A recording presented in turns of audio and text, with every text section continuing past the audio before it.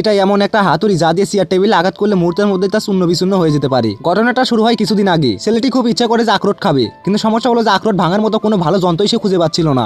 অনেক খোঁজাখুঁজি পরে সে গোদাম ঘরে গিয়ে একটা প্লাস নিয়ে আসে, কিন্তু সেটাও তার পছন্দ হয় না। ঠিক তখনই তার চোখ পড়ে একটা অদ্ভুত হাতুড়ির উপর, দেখতে একদম থরের হাতুড়ির মতো। তখন সে এক মুহূর্ত দেরি না করে হাতুড়িটা তুলে আখরোটের উপরে জোরে করে আঘাত করে, কিন্তু অবাক করার মতো ঘটনা ঘটে। আখরোটটা তখন ভাঙেই না, উল্টো পুরো টেবিলটাই তখন ভেঙে চুরমার হয়ে যায়। ছেলেটি তখন ভাবলো যে হয়তো টেবিলের দোষ, তাই সে নতুন একটা টেবিল কিনে এনে আবার চেষ্টা করলো, কিন্তু এবারও একই ঘটনা, টেবিল ভেঙে গেল অথচ আখরোটটা ঠিকই রয়ে গেল। এবার তখন ছেলেটার মনে সন্দেহ জাগলো, সে ভাবতে লাগলো যে এটা বুঝি সত্যি থরের হাতুড়ি। তারপর সে সিনেমার মতো ভঙ্গি করে হাতুড়ি শক্তি পরীক্ষা করার সিদ্ধান্ত নিল।